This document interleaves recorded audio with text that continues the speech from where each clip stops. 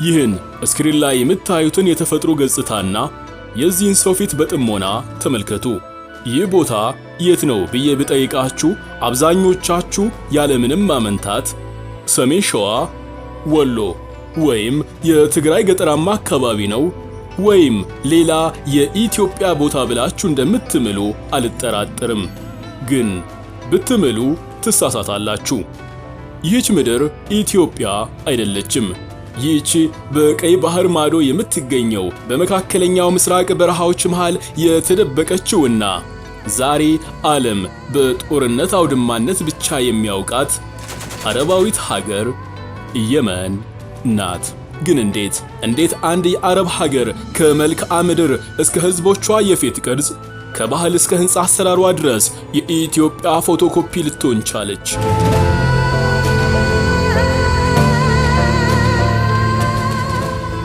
ጂኦግራፊና ፖለቲካው እናንተ የተለያያችሁ ናችሁ እያለ ሲሰብከን፣ እውነታው ግን ሌላ ነው።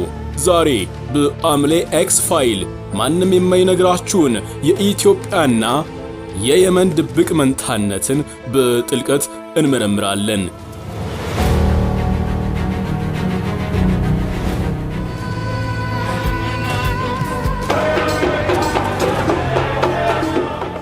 ይህ ተራ የጉዞ ቪዲዮ አይደለም። ይህ የተደበቀውን የታሪክና የስነ ልቦና እውነት የምንፈትሽበት የምርመራ ጉዞ ነው። ወደ የመን ተራራማ ግዛቶች በተለይም ወደ ኢብና ሐጃብ ስትገቡ አእምሯችሁ መደናገር ይጀምራል። ምክንያቱም በመንገድ ላይ የሚያጋጥሟችሁ ሰዎች ፊታቸው ላይ የሚነበበው የአረብ በረሃማነት ሳይሆን የአክሱምና የላሊበላ ድንጋዮች አሻራ ነው።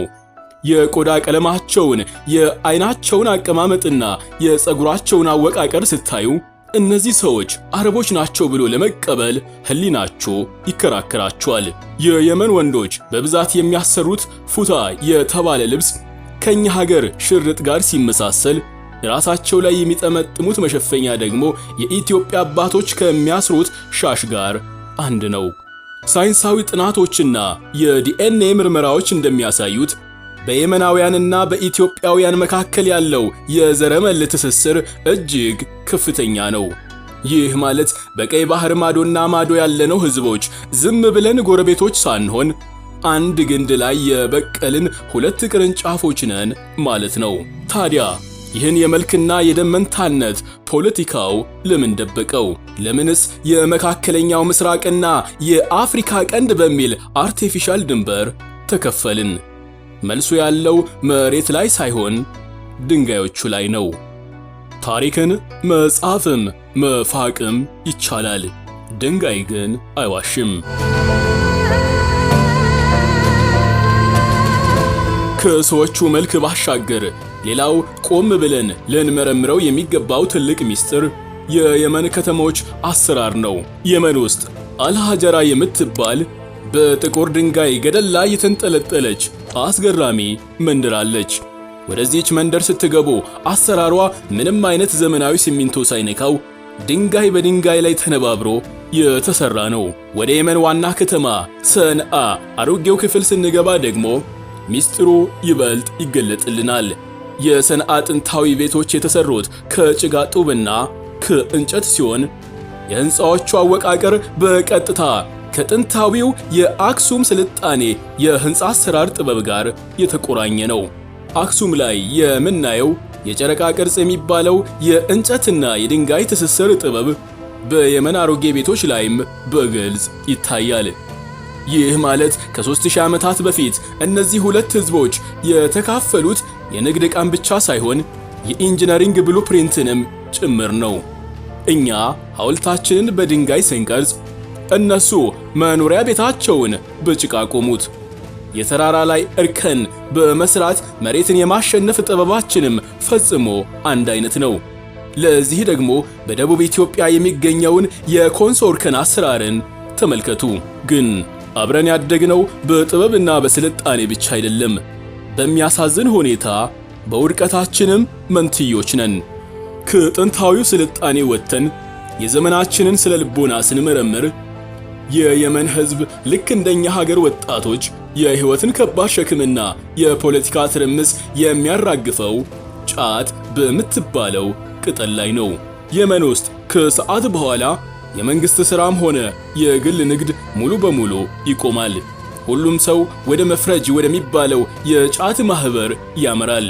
ሚኒስትሩ፣ ወታደሩ፣ ነጋዴውና ተማሪው በምንጣፍ ባጌጠ በአንድ ክፍል ውስጥ ተቀምጠው ጫታቸውን ጉንጫቸው ውስጥ አሳብጠው በሐሳብ ዓለምን ሲያፈርሱና ሲገነቡ ይውላሉ።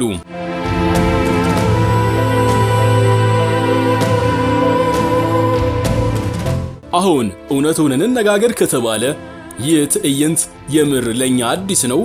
አዲስ አበባ፣ ሐረር፣ ጅማ ወይም ደሴ ውስጥ ከሚታየው የጀምዓ ፖለቲካ በምኑ ይለያል? የሚገርመው ታዲያ ምኑ ላይ መሰላችሁ? የተቀረው ዓለም ከሰዓት በኋላ ማይክሮቺፕ ሲሰራና አርቲፊሻል ኢንተለጀንስ ሲያሰለጥን፣ እኛና የመኖች ግን ጀበናችንን ጥደን ቅጠላችንን እያኘክን የዓለምን ፖለቲካ ስንጠገን እንውላለን። ጫት በሁለቱም ሀገራት ሲቃም ትልልቅ የልማት እቅዶች ይታቀዳሉ።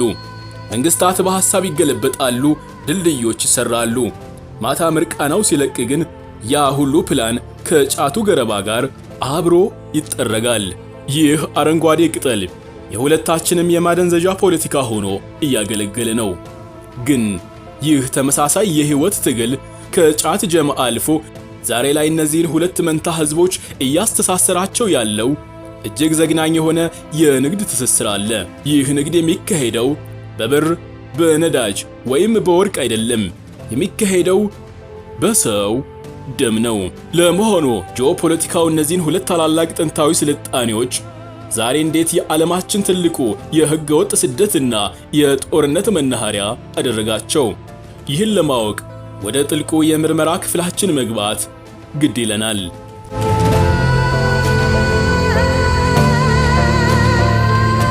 ቀደም ባለው የአምሌ ኤክስ ፋይል ቪዲዮአችን ስለ ሊቢያዋ ሰብራታ ከተማና በዚያ ስለሚሰቃዩት ወገኖቻችን በጥልቀት መርምረን ነበር። ነገር ግን ከሊቢያው የሞት በረሃ በምንም የማያንስ ምናልባትም የከፋ ሌላ የሞት መስመር እዚሁ አፍንጫችን ስር በቀይ ባህር ላይ ተዘርግቷል። Trapped in Yemen, one of the most dangerous countries in the world, there's little these Ethiopian migrants can do except በየዓመቱ በ10 ሺዎች የሚቆጠሩ ኢትዮጵያውያን ወጣቶች ሳውዲ አረቢያ ገብተን እንሰራለን በሚል ቅዠት ይህንን የየመንን ባህር በሕገ ወጥ ጀልባዎች ያቋርጣሉ። የሚያሳዝነው የዕጣ ፋንታ ግጭት ምን መሰላችሁ? የየመን ዜጎች ከራሳቸው ሀገር ጦርነትና ረሃብ ሸሽተው በስደት ወደ ውጭ ሲወጡ፣ የእኛ ሀገር ወጣቶች ደግሞ የተሻለ ሕይወት እናገኛለን ብለው ጦርነት ወደሚንቀለቀልባት የየመን እሳት ውስጥ በገዛ እግራቸው ይገባሉ። የገዛ ምድሯ የመኖች ፈርተው እኛ ጋር ሲመጡ፣ የኢትዮጵያዎቹ ደግሞ ለተሻለ ሕይወት እነሱ ጋር የሚዘፈቁበት አዙሪት። ይህ አስገራሚ የስነ ልቦና እውርነት ነው። በአንድ በኩል በየመን ባህር ዳርቻ ላይ የየመን ሬሳዎች ሲወጡ፣ በሌላ በኩል የኛ ወጣቶች ሬሳ አብሮ ይወጣል። አስቀድመን ያደነቅናቸው በድንጋይ የተሰሩት ጥንታዊ የየመን ከተሞች ዛሬ ለወገኖቻችን ጊዜያዊ እስር ቤቶችና የሕገ ወጥ አዘዋዋሪዎች የቶርቸር መጋዘኖች ሆነዋል። ታሪክ ሲያምር የሳባውያንና የአክሱማውያን የንግድ መናኸሪያ የነበረው ይህ መተላለፊያ ዛሬ የሰው ልጅ ሕይወት በሕገ ወጥ የሚሸጥበት አዲሱ የሊቢያው ሰብራታ የመሰለ ገበያ ሆኗል። ቆይ ይህ ሁሉ የሰው ልጅ ሰቆቃ ሲፈጸም ፖለቲከኞችና የዓለም አቀፍ ሚዲያዎች ለምን ዝም አሉ? ይህ ጥያቄ ወደ ትልቁ የቢዝነስ ሚስጥር ይመራናል። ለመሆኑ ይህ ጦርነትና ይህ የስደት መስመር ለማን ይጠቅመዋል? ለምንስ ይህን ያህል 10 ዓመታት ሊቆም አልቻለም? የመንና ኢትዮጵያ ያላቸው ጂኦፖለቲካዊ ቦታ ለቢዝነሱ ዓለም እጅግ ወሳኝ ነው።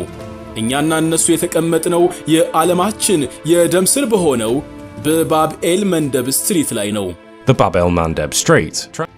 እንዲያውም ከደም ስርነት ባለፈ የደም ማሰራጫ ልብ ብንለው ይቀለናል። በዓመት ከ20 ሺህ በላይ ግዙፍ መርከቦች በዚህ ጠባብ ባህር ያልፋሉ። የዓለማችን የነዳጅና የሸቀጥ ንግድ ቁልፍም በእጃችን ነው። ነገር ግን እነዚህን ቁልፎች የያዙ ሁለት ታላላቅ ሀገራት ድሃና መስቀልቅል ተብለው እንዲቀጥሉ መደረጉ ትልቅ የቢዝነስ ቁማር አለው። የመን በነዳጅና በተፈጥሮ ጋዝ የበለጸገች ሀገር ብትሆንም ጦርነቱ ግን ሀብቷ እንዳይወጣ አግዷታል። እኛም ጋር ያለው ታሪክ ተመሳሳይ ነው። የሰላም እጦት ማለት የውጭ ኢንቨስትመንት መጥፋት፣ የሰለጠነ የሰው ኃይል ሀገር ጥሎ መሰደድና ትልቁ ነገር የጦር መሳሪያ ነጋዴዎች ትርፍ ማግበስበስ ማለት ነው። ይህ ሆን ተብሎ የተሰራ ሲስተሚክ ፖቨርቲ ነው። ተመልከቱ፣ በአንድ በኩል ዱባይና ሳውዲ አረቢያ የቴክኖሎጂ ማዕከል ልህቀት ማሳያ ሆነው ሲገነቡ፣ እኛና የመኖች ግን አሁንም በስድስተኛው ክፍለ ዘመን አስተሳሰብ እርስ በርስ እንበላላለን። በሳውዲ እየተገነባ ስላለውና መነጋገሪያ ስለሆነው ከስፔስ ላይ ሆኖ ስለሚታየው 170 ኪሎ ሜትር የሚረዝም አንድ ነጠላ ወጥ ስለሆነው ከተማ ግንባታ በቀጣይ የአምሌ ኤክስ ፋይል ቪዲዮአችን የምንመለከት ይሆናል። ነገር ግን አሁን ይህንን የእውርነት ጦርነት የሚመራው ማን ነው? ማንስ ነው ከዚህ የኛ ትርምስ በቢሊዮን ዶላሮችን የሚያግበሰብሰው? እውነታው የሚቆረቁር ነው። ሀብታም ጎረቤቶቻችንና የዓለም ሀያላን እኛ በሰላም ተቀምጠን የባህር በራችንን በጋራ እንድናለማ አይፈልጉም። ምክንያቱም እኛ ካደግን የነሱ የንግድ የበላይነት ያበቃለታል። ስለዚህ መፍትሄው እርስ በርሳችን እንድንባላ የጦር መሳሪያና ርዕዮተ ዓለም ማቀበል ነው። የየመንን የቅርብ ጊዜ ታሪክ ስንመለከት ልክ የኢትዮጵያ ዜና በአረብኛ ያነበባችሁ ይመስላችኋል። የመኖች ሀገራቸውን በጣም ከመውደዳቸው የተነሳ ሀገራቸውን ለማዳን ሲሉ ሀገራቸውን ያፈርሷታል። የሰሜኑ አማጺ፣ የደቡቡ ተገንጣይ፣ የጎሳ ግጭት፣ የሃይማኖት አክራሪነትና የውጭ ጣልቃ ገብነት። ታዲያ ይህ የፖለቲካ ትርምስ ለእኛ ለኢትዮጵያውያን አዲስ ነው እንዴ ካላችሁኝ፣ አይ አንድ አይነት ነው እላችኋለሁ። በየመን ተራሮች ላይ የሚሰማው የተኩስ ድምፅ በኢትዮጵያ ተራሮች ላይ ለዘመናት ከሚስተጋባው የጦር መሳሪያ ድምፅ ጋር ተመሳሳይ ዜማ አለው። ልዩነቱ ምንድነው ካላችሁ፣ እነሱ ጋር ጦርነቱን የሚያስነሳው ሁቲ ወይም ሌላ ተብሎ ስም ይሰጠዋል። እኛ ጋር ደግሞ ስሙና ፊደሉ ይለያል። አዎ ሆበይ ዜማዬ የድካሜ ካሳ፣ ላቤን አድርቂውና ጉልበቴ ይነሳ እንደሚለው የቀለሃው ድምፅ የፈጠረው የተራሮች ዜማ ግን በቦምብ የሚፈራርሰው የገበሬው ጎጆ፣ የሚፈናቀለው ምስኪን ሕዝብና ልጆቻቸውን ያጡ እናቶች እንባ ተመሳሳይ ናቸው። ይህ የጋራ ጠባሳ የሁለቱን ሕዝቦች የስነ ልቦና ስብራት ፎቶኮፒ አድርጎታል። እስኪ አስቡት፣ ይህ ሁሉ መከራ፣ ይህ ሁሉ የደምና የባህል ትስስር እያለን ለምንድነው ስለ የመን እውነታ ይህን ያህል የተደበቀብን? ሁለታችንም በአንድ አይነት በሽታ እየተሰቃየን ለምንድነው ተነጣጥለን መድኃኒት የምንፈልገው? ይህ ሁሉ ምስጢር ወደ አንድ ትልቅና አስፈሪ ጥያቄ ይመራናል። የመንና ኢትዮጵያ መልክና ባህላቸው አንድ ከሆነ፣ ጦርነታቸውና ጣፋንታቸውም አንድ አይነት ከሆነ አንድ ነገር እየነገረን ይሆን? ከ3000 ዓመታት በፊት የተጀመረው የዘረመልና የታሪክ ትስስር አሁንም አልተቋረጠም ማለት ይሆን? በመጨረሻም የሳይንስን ሊቃውንት ጉድ ያሰኘውን የዲኤንኤ ምስጢር፣ የንግሥተ ሳባን ድብቅ አሻራና ይህንን የጋራ እርግማን ሰብረን እንዴት ወደ ከፍታ መውጣት እንደምንችል ተስፋ ሰጪ እውነት እንመልከት። ቀጥሎ የምነግራችሁ መፍትሄ ፖለቲከኞች ሊሰሙት የማይፈልጉት ነው። የፖለቲከኞችን ጩኸት ወደ ጎን ትተን የሳይንስንና የታሪክን ማህደር ስንፈትሽ የምናገኘው እውነት ልብን ክው የሚያደርግ ነው። የሳይንስ ሊቃውንት በቅርቡ በኢትዮጵያውያንና በየመናውያን ላይ ያደረጉት የዘረመል ጥናት አንድ የማይካድ ሐቅ አውጥቷል። በተለይ በሰሜን ኢትዮጵያ፣ ትግራይ፣ አማራ፣ አፋር፣ ኤርትራና በየመን ተራራማ አካባቢዎች በሚኖሩ ህዝቦች መካከል ያለው የሃፕሎ ግሩፕ የዘረመል ቤተሰብ ትስስር ዝም ብሎ በስደት የተፈጠረ ሳይሆን የአንድ ቤተሰብ ግንድ መሆኑን አረጋግጠዋል። ፖለቲከኞች በካርታ ላይ መስመር አስምረው ይህ አፍሪካ ነው፣ ያኛው ደግሞ መካከለኛው ምስራቅ ነው ይሉን ይሆናል። ደም ግን ፓስፖርትም ሆነ የባህር ድንበር አያውቅም። ይህ የደም ትስስር ከየት መጣ? ከ3000 ዓመታት በፊት ዛሬ የመንና ኢትዮጵያ ብለን የምንጠራቸው መሬቶች የተለያዩ ሀገራት አልነበሩም። አንድ ታላቅ ኤምፓየር ነበሩ፣ የሳባውያን ስልጣኔ። የመኖች ንግሥቲቱ ቢልቂስ ይሏታል፣ እኛ ደግሞ ንግሥት ማክዳ እንላታለን። ዓለም ንግሥት ሳባ ብሎ ያውቃታል። እውነታው ግን ንግሥቲቱ ሁለት ሀገር አልገዛችም። እሷ የገዛችው ቀይ ባህርን እንደ መሃል ሀገር ወንዝ የሚጠቀም አንድ ግዙፍና ሀብታም ሕዝብ ነው። ዛሬ ላይ ሆነን ስናየው አክሱምና ማሪብ የአንድ ሳንቲም ሁለት ገጽታዎች ናቸው። አክሱምና ማሪብ ስል ማሪብን ለማታውቋት ማሪብ የየመን ጥንታዊ ከተማ ናት። ታዲያ ያ የጥንቱ የኢኮኖሚና የስልጣኔ ማማ ዛሬ እንዴት ወደ ደም አፋሳሽ የጦርነት ቀጠናነት ተቀየረ? መፍትሄውስ ምንድነው? እዚህ ላይ ነው ታዲያ አጓጊውና ፖለቲከኞች ሊሰሙት የማይፈልጉት የቢዝነስ እውነት የሚገለጠው። መፍትሄው ያለው ጠመንጃ በማምረት ወይንም አዲስ ፖለቲካ ፓርቲ በመመስረት ላይ አይደለም።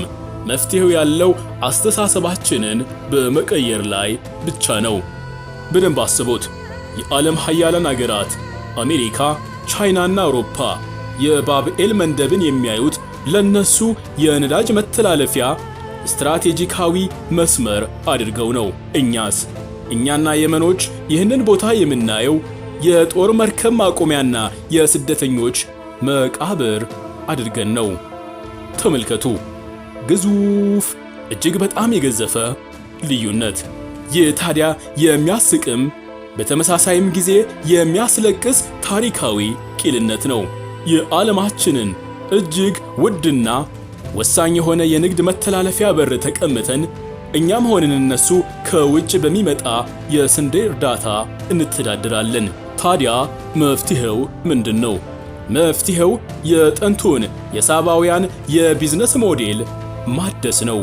ዛሬ ላይ የየመን ካፒታልና የኢትዮጵያ የሰው ኃይል የውሃና እርሻ ሀብት ቢቀናጅ እነዚህ ሁለት ሀገራት በ10 ዓመት ውስጥ የራሳቸውን ዱባይ በቀይ ባህር ላይ መገንባት ይችላሉ። የራሳቸው ዱባይ ያልኩት ለእናንተ ለመግለጽ እንዲመቸኝ በማሰብ እንጂ እነሱስ ቢቀናጁ ከዚህም በላይ የሆነ ሌላ አዲስ ዓለም መፍጠር ይችላሉ።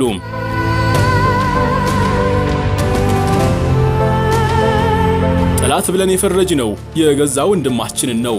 እውነተኛው የጋራ ጠላታችን እኛ ተጣልተን በር እንድንጠብቅለት የሚያደርገው ዓለም አቀፉ የኢኮኖሚ ስርዓት ነው። ኢትዮጵያና የመን ፊታቸውን ወደ ጦርነት ሳይሆን ወደ ቴክኖሎጂ፣ ንግድና የጋራ የባህር ላይ ኢንቨስትመንት ካዞሩ በአፍሪካ ቀንድና በመካከለኛው ምስራቅ ላይ አዲስ ልዕለ ኃያል ይፈጠራል። ያኔ ወጣቶቻችን በሕገወጥ ጀልባ የሞት ጉዞ አያደርጉም። ይልቁንም ዘመናዊ መርከቦችን እየቀዘፉ የዓለምን ንግድ ይቆጣጠራሉ። የጋራ ጠባሳችን ወደ ጋራ ክብር የሚቀየርበት ብቸኛው መንገድ ይህ የቢዝነስና የስነ ልቦና ውህደት ብቻ ነው። እንግዲህ እውነታው ይህ ነው። ፖለቲካው ያራራቀንን ያህል ድንጋዩ፣ ደሙና ታሪኩ አንድ መሆናችንን አረጋግጦልናል። የዛሬው ምርመራችን የጉዞ ብቻ ሳይሆን የተደበቀብንን እምቅ አቅም የማጋለጥ ሥራ ነበር። እናንተስ ምን ታስባላችሁ? የኢትዮጵያና የየመን ሕዝቦች ይህንን ታሪካዊ ትስስር ተጠቅመው አዲስ የኢኮኖሚ ኃይል ሊሆኑ ይችላሉ ብላችሁ ታምናላችሁ? ሐሳባችሁን ከታች ኮሜንት ላይ አስቀምጡልኝ። ሁሉንም አነባዋለሁ። ይህ አምሌ ኤክስ ፋይል ነው። እውነትን ፍለጋ የምናደርገው የምርመራ ጉዞ ገና አልተጠናቀቀም። ለቻናሉ አዲስ የሆናችሁ ሰብስክራይብ ማድረግና የደወል ምልክቷን መንካት አትርሱ።